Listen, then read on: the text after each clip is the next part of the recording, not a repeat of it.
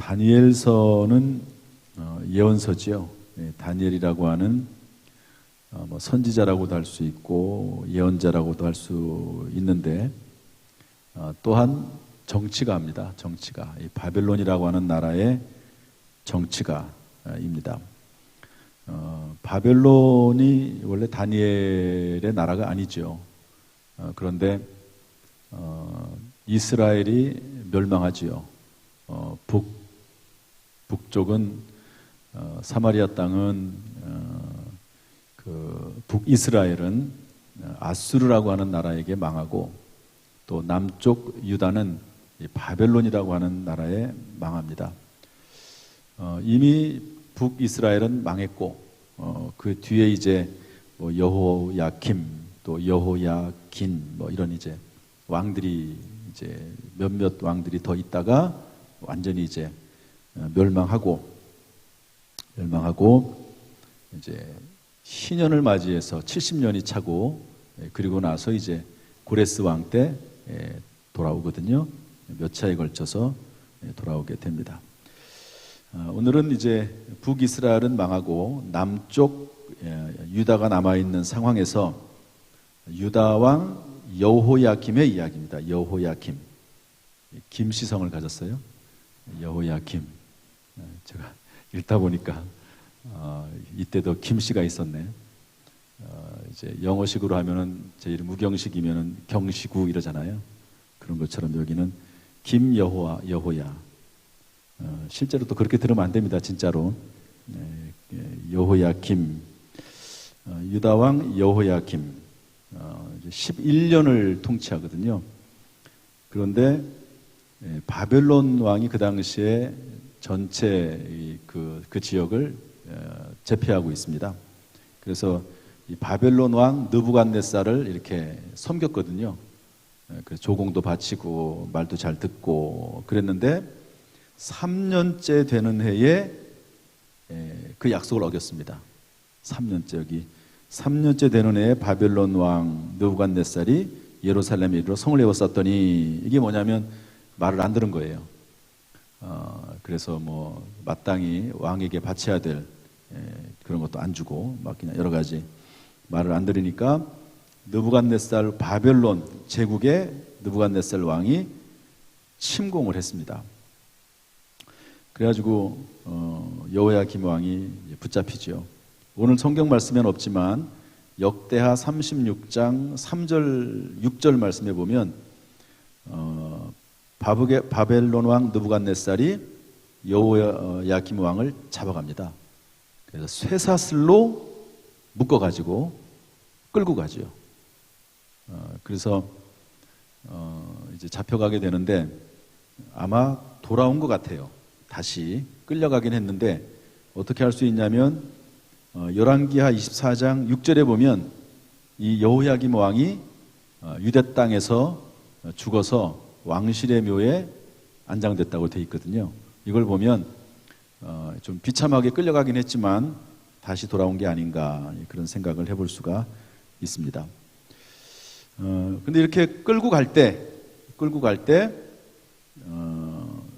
왕도 끌고 가고 그 다음에 하나님의 성전에 있는 그릇들도 이게 가져갔습니다. 탈취물 비슷한 거죠. 가져가고 그 다음에 사람들도 데려갔어요. 사람들 특별히 흠이 없고 용모가 아름답고 지혜를 통달하고 좀 이렇게 정말 이 유다 땅에서 괜찮은 소년들 이제 뭐 나이가 청년도 아니고요. 소년들입니다. 소년 아주 그러니까 이 떡잎부터 괜찮은 그런 아이들을 데려가서 가르치고 3년 동안 가르치고 기르게 여기 기르는 말이 나오거든요. 5절에 보면 3년을 기르게 하였으니 뭐 물론 기른다는 말이 뭐 강아지나 돼지나 이런 걸 기르는 것처럼 하지 않지만 잘 이렇게 양육한다는 말이죠.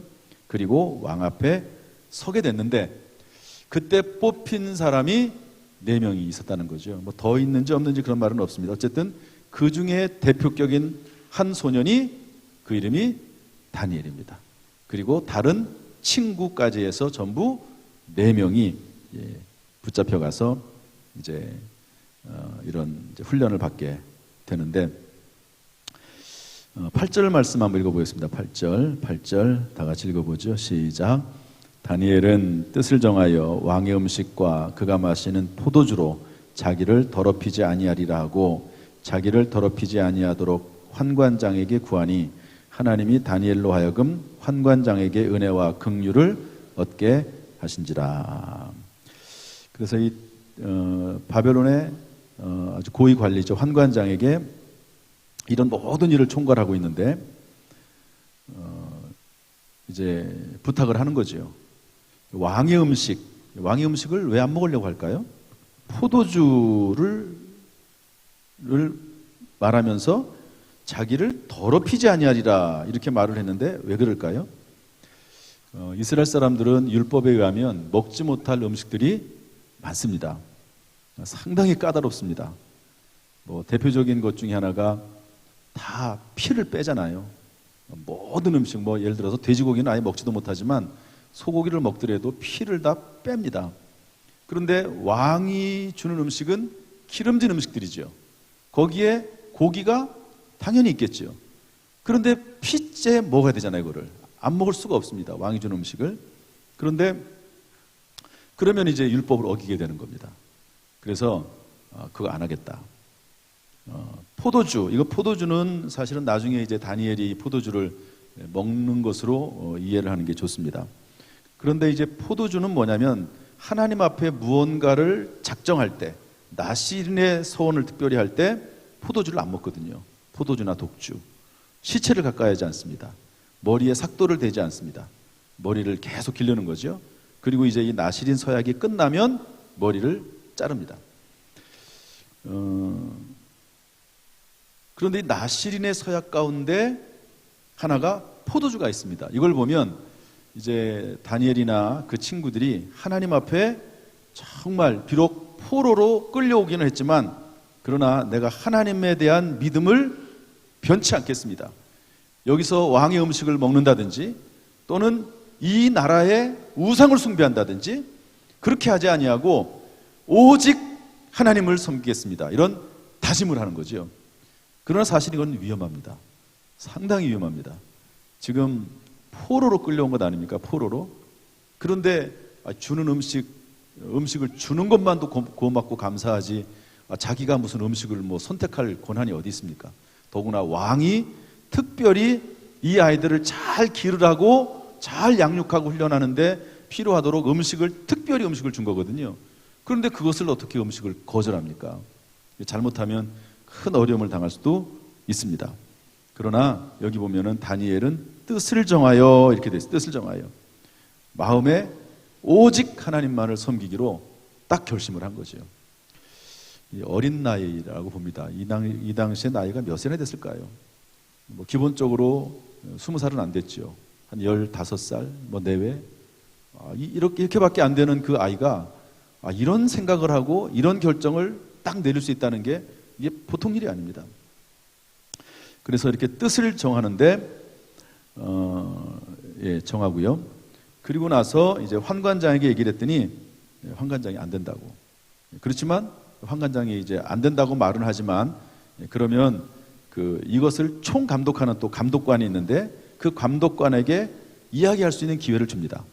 감독관에게 이야기해서 열흘 동안을 채식만 줘라. 채식. 요즘 같으면 이거 완전히 다이어트 식품 아닙니까? 근데 그 당시에는 채식만 먹고 채식보다는 훨씬 고기나 왕이 주는 음식이 더 귀하겠죠. 채식과 물만 먹게 하고 열흘 동안 그렇게 시험해 봐서 문제가 없으면 그냥 계속 우리는 왕의 음식을 먹지 않고 포도주를 먹지 않겠다. 채식을 먹겠다. 그렇게 얘기했더니 얼굴이 더 좋아졌다는 거죠. 15절 말씀 보니까 더욱 아름답고 더욱 윤택해지고 왕의 음식을 먹는 다른 소녀들보다 더 좋아졌다 그랬습니다.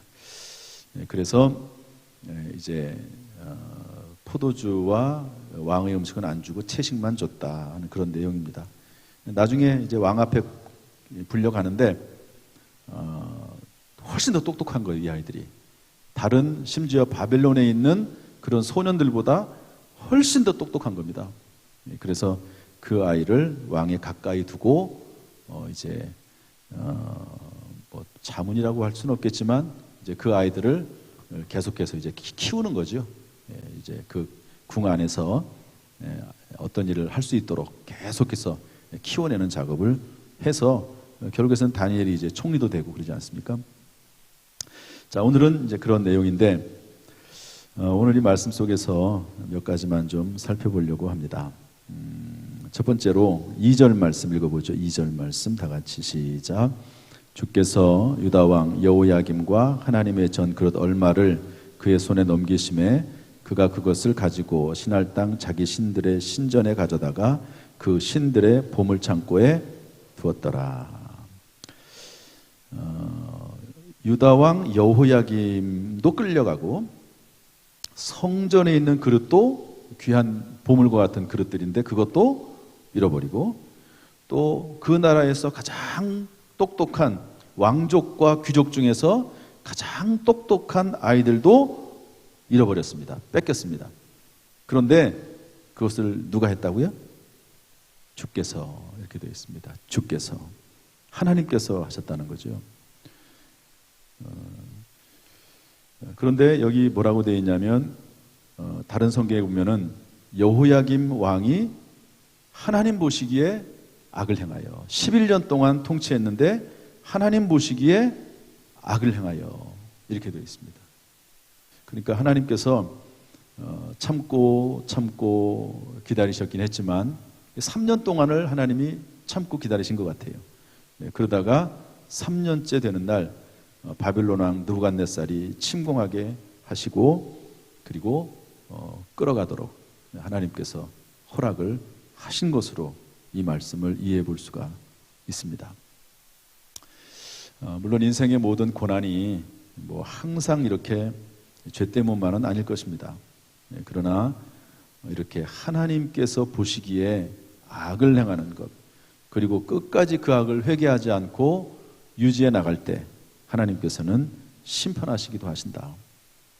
이 땅에서 심판하시기도 하신다 하는 것이죠. 오늘 이 말씀을 우리가 기억을 하고 혹시 우리가 하나님 앞에 돌아와야 될 부분이 있으면 돌아오고 회개하고 또 하나님께 가까이 하는 그런 우리가 될 수 있기를 주님의 이름으로 축복합니다. 8절 말씀 한번 읽어보겠습니다. 8절 9절 다 같이 읽어보죠. 시작. 다니엘은 뜻을 정하여 왕의 음식과 그가 마시는 포도주로 자기를 더럽히지 아니하리라 하고 자기를 더럽히지 아니하도록 환관장에게 구하니 하나님이 다니엘로 하여금 환관장에게 은혜와 긍휼을 얻게 하신지라. 다니엘의 결단과 결심입니다. 어떤 결단입니까? 첫 번째는 정결하게 더럽히지 아니하리라. 따라합시다. 더럽히지 아니하리라. 이게 결단. 그러니까 어떤 결단을 하느냐가 상당히 중요한데 정결케 되겠다고 하는 그러니까 하나님 안에서 그 하나님의 말씀과 뜻 가운데 살겠다고 하는 결단을 했다는 거죠. 이것이 그 어린 나이에 아이들이 하나님 앞에서 한 결단입니다. 우리가 순간순간 살아갈 때마다 이런 결단이 필요할 때가 있습니다. 주 안에서 혹시 어떤 결단을 하길 성령께서 감동하시면 그 결단에 순종하는 그러한 믿음이 있기를 주님의 이름으로 축복합니다. 이러한 결단을 할 때 두 번째로 어떤 모습이 있냐면요, 함께하는 동지들이 있었다는 겁니다. 그 친구들이죠. 세 친구, 다니엘과 같이 4명. 이 4명이 함께 포도주를 금하고 왕의 음식을 금했습니다. 다니엘 혼자가 아니고 세 친구, 정말 믿음에 이렇게 함께 뜻을 같이 할 수 있는 친구들이 있다는 것, 믿음의 동지요 동력자가 있다는 것은 얼마나 귀한 일인지 모릅니다. 저는 우리 교회 모든 성도님들이 주 안에서 물론 이제 모든 성도들과 전부 다 친구처럼은 되지 못할 겁니다. 그러나 이렇게 어떤 문제가 있을 때 함께 기도해주고 또 함께 뜻을 모으고 서로 협력해주고 도와주고 함께 울어주고 하는 그런 믿음의 동지들이 우리 교회에 그런 그룹들이 많아질 수 있기를 주님의 이름으로 축복합니다.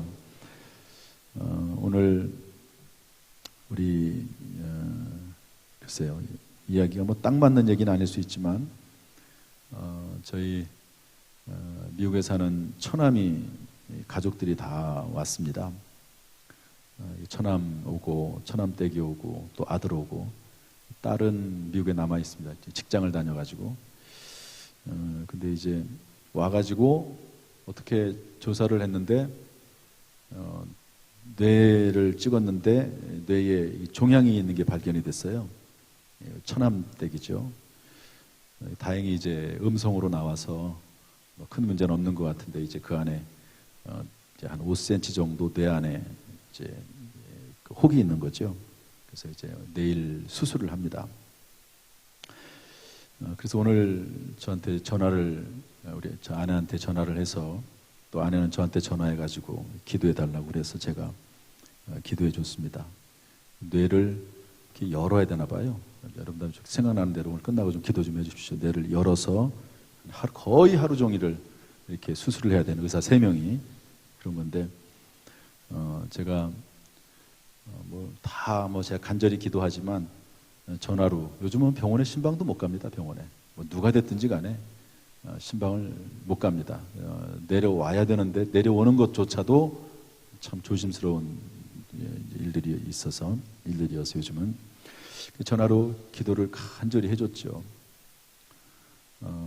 얼마나 저도 간절히 기도를 했고 또 기도 받는 것도 참 간절하게 그 두 남편이 전화기로 아멘 아멘 하면서 전화를 받더라고요.